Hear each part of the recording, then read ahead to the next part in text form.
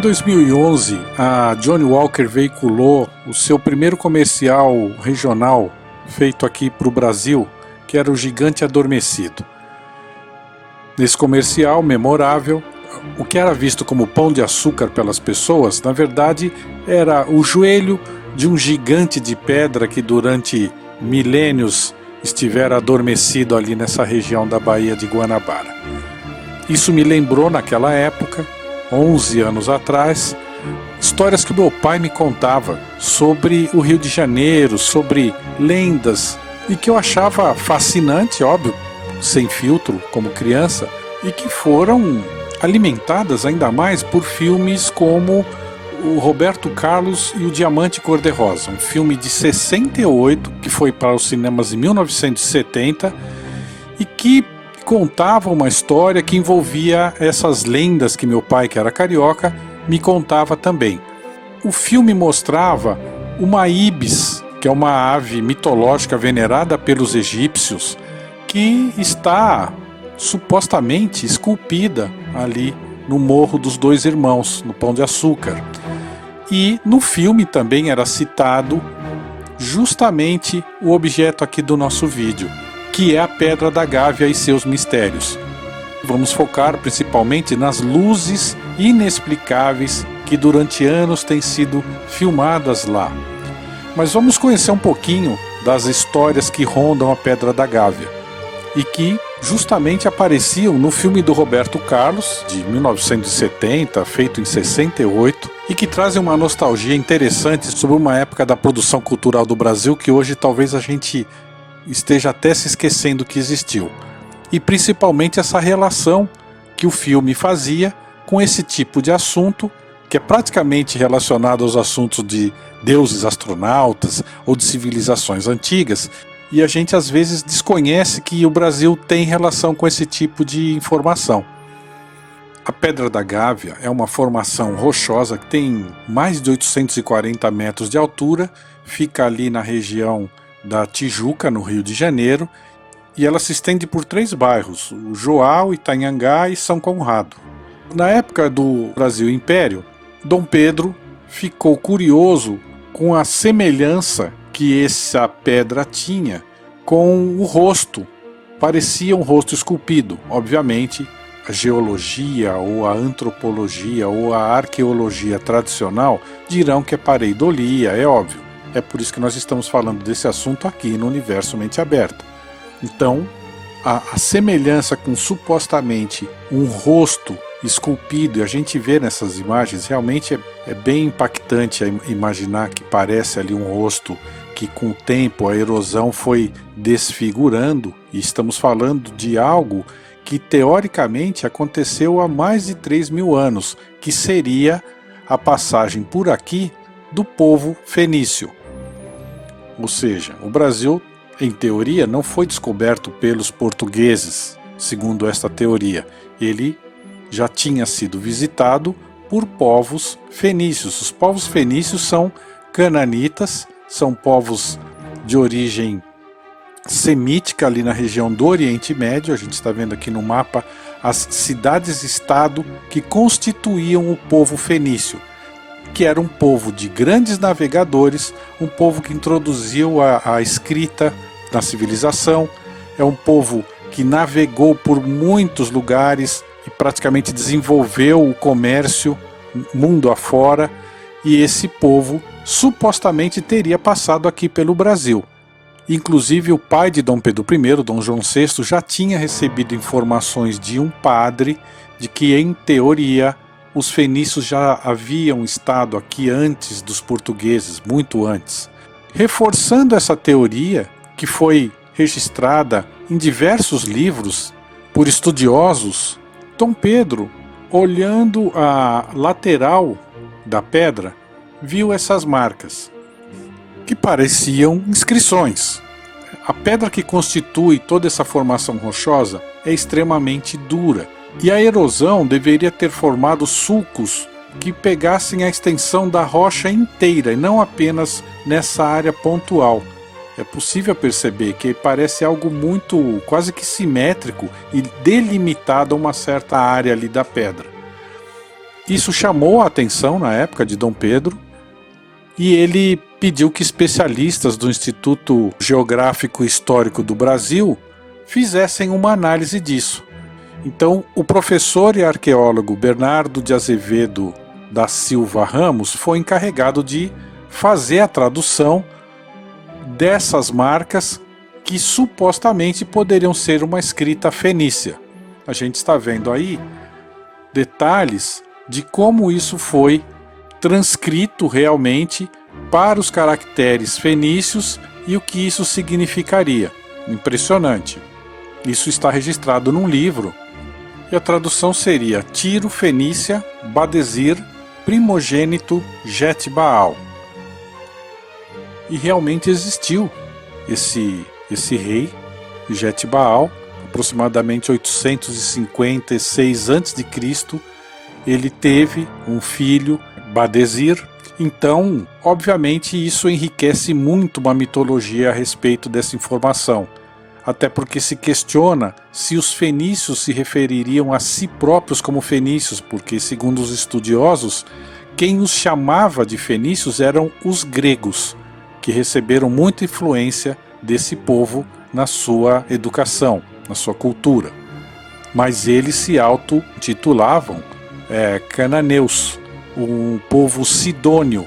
E quando falamos em Sidônia, também tem aqui uma estranha correlação, se não for uma coincidência entre aspas, enormes aspas, com o nome da região em Marte, onde foi descoberta essa formação, que para muitos é um rosto e originou uma série de livros, e está localizada numa região em Marte chamada Sidônia.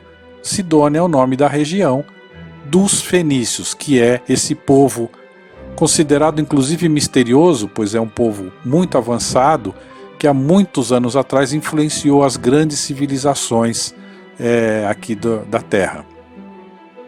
Coincidências à parte, voltemos aqui para a Pedra da Gávea. Então, vemos essa tradução para o fenício, vemos essa inscrição, isso originou vários livros e originou uma lenda de que há uma tumba desse rei fenício com tesouros escondidos, o que inclusive foi explorado, como eu citei, no filme do Roberto Carlos, O Diamante Cor-de-Rosa. Eles criaram uma ficção bastante interessante em cima dessa mitologia, há 50 anos atrás, e enfim, é muito interessante. Inclusive porque o final do filme, quando o Roberto Carlos, o Erasmo Carlos e a Wanderleia chegam à caverna dentro da cabeça do imperador, porque a lenda conta que é assim, e a gente vai encontrar pela internet diversas informações a respeito dessa lenda ou dessa mitologia. É uma cena que foi feita 20 anos antes do filme do Spielberg e do George Lucas, Indiana Jones e a Última Cruzada. E a cena é muito similar, é muito parecida. Quem será que imitou quem? Óbvio, o filme do Spielberg e do George Lucas foi feito com um orçamento milionário 20 anos depois. Mas tem uma cena muito interessante, e a propósito, o Santo Graal no filme, nessa cena final, é encontrado dentro das ruínas de Petra, aquela cidade que tem como se fosse um portal esculpido no meio da rocha. A gente está vendo aí as imagens. Pois, na cabeça do imperador, na Pedra da Gávea, há também essa formação que nós estamos vendo, que é considerado um portal para o reino de Agartha. Há quem acredite que existe uma civilização subterrânea no planeta Terra, que é a civilização de Agartha.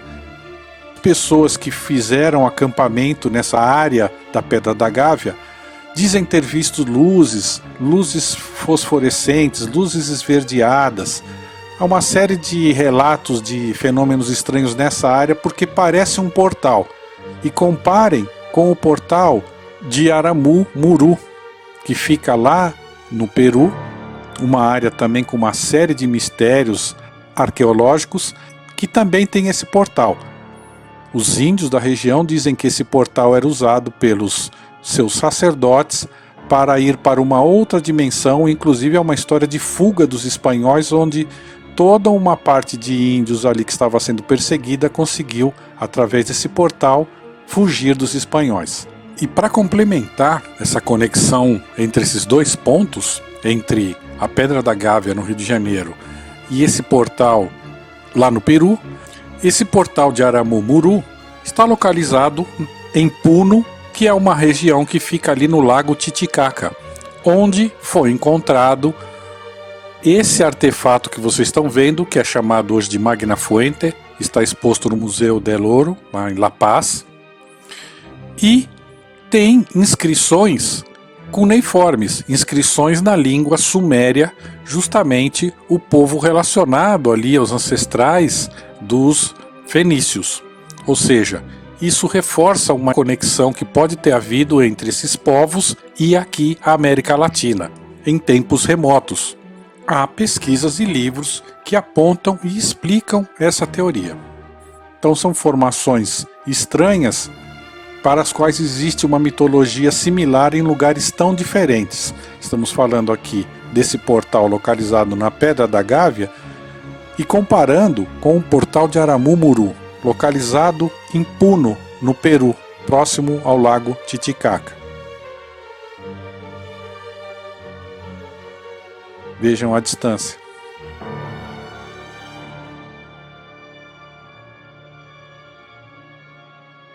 Agora que nós já sabemos um pouco mais sobre a Pedra da Gávea e algumas características que tornam misterioso por natureza esse acidente geográfico, esse ponto turístico, essa formação geológica lá no Rio de Janeiro, vamos atentar aqui para esses registros de luzes misteriosas que durante anos foram feitos por várias pessoas que a gente consegue garimpar e encontrar no YouTube. É importante registrar que são filmagens feitas geralmente de madrugada, ou seja, não é feito em horário em que teoricamente poderiam haver pessoas fazendo trilha.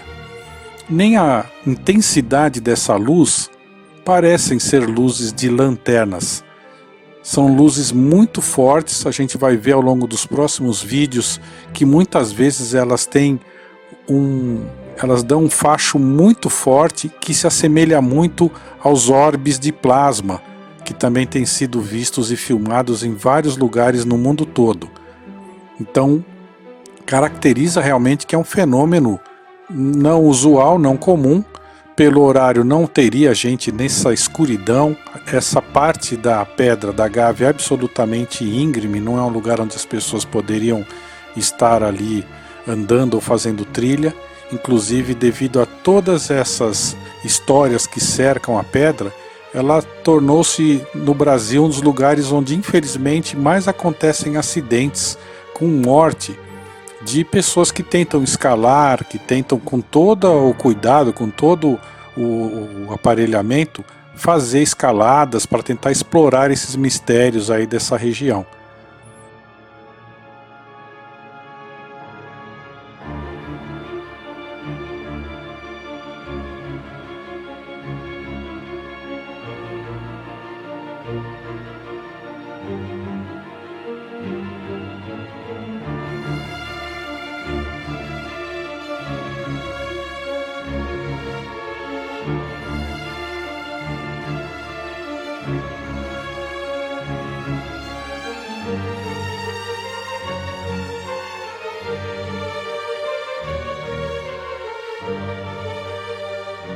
Uma outra filmagem, esta bem interessante porque veremos uns flashes de luz sistemáticos ali no topo da Pedra da Gávea. Esse foi o primeiro. Daqui mais alguns segundos haverá um outro e a gente vê que já tem uma luz pairando. Esse foi o segundo flash. Vejam aquela luz pairando acima da pedra. Terceiro flash. Então parece que essa fonte de flash que está ali no topo da pedra, de alguma maneira se comunica com aquela luz que está flutuando acima da pedra.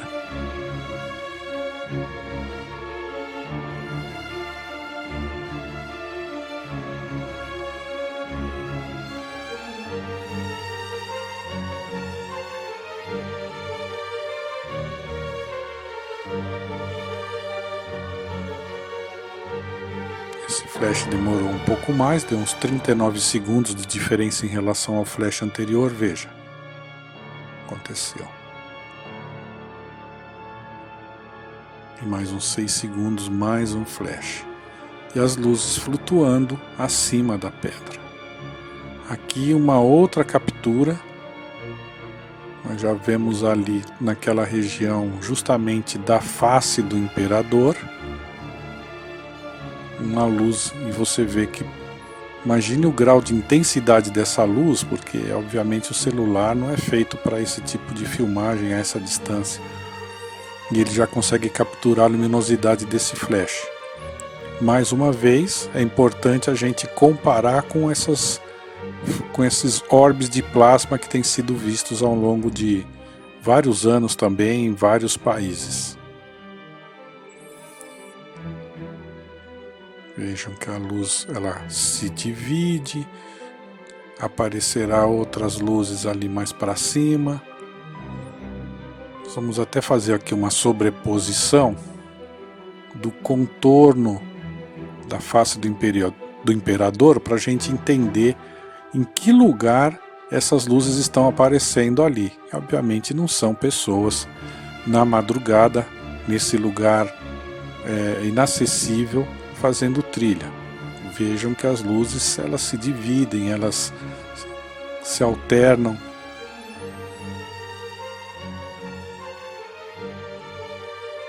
Veja, bem ali acima, mais ou menos na área do ouvido esquerdo ali da face do imperador, apareceu um flash.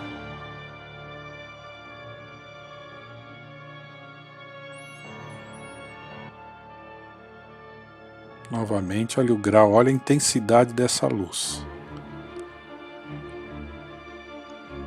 Vamos tirar aqui a sobreposição da silhueta da face do imperador. Deixar aqui a filmagem natural para não atrapalhar devido ao movimento de câmera.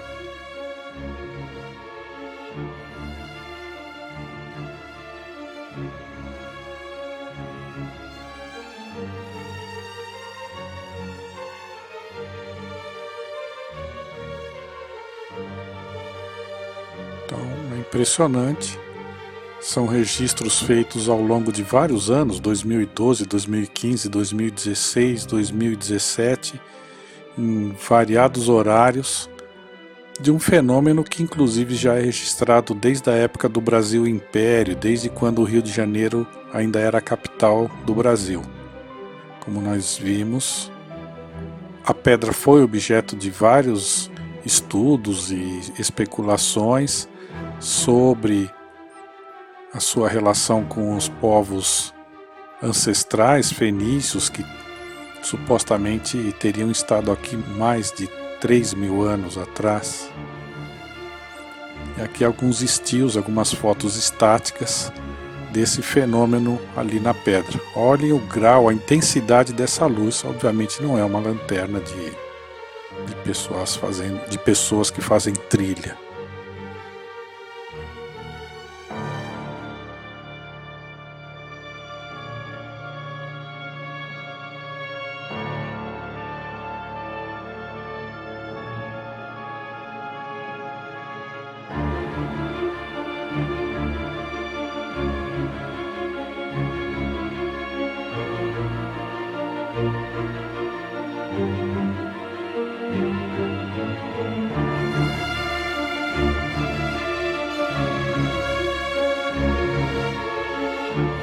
Aqui mais um registro de um outro ângulo ali do Rio de Janeiro.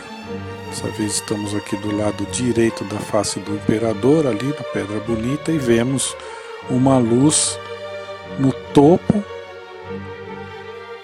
e ela vai se dividir.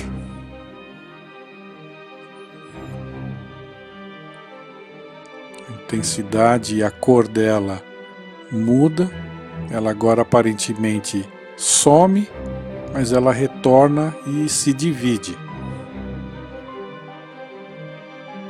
Ao se dividir, dá a impressão que, vejam, como se estivesse uma parte dela levantando voo.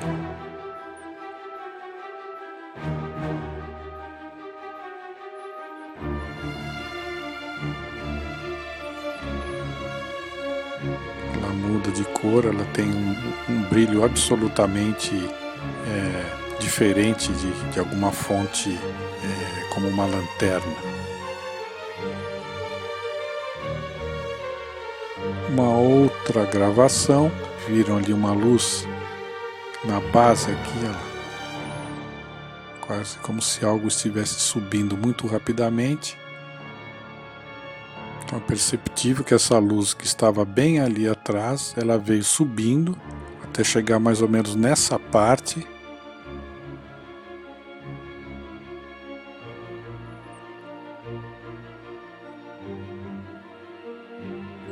E aqui é uma encosta praticamente vertical. As pessoas que conhecem a Pedra da Gávea, a Pedra Bonita, sabem que não é um local que nem à luz do dia alguém estaria fazendo alguma expedição aí.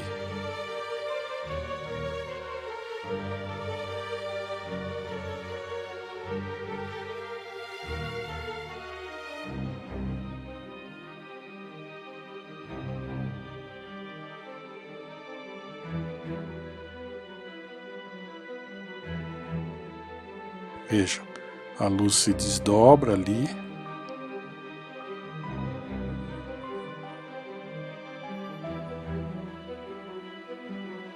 E elas vão se apagar.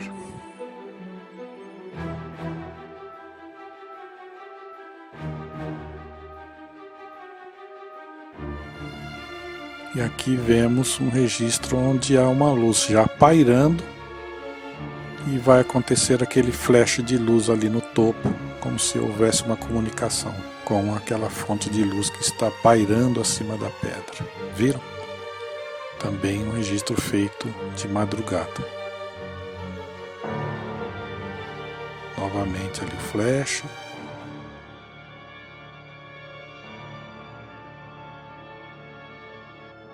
Novamente.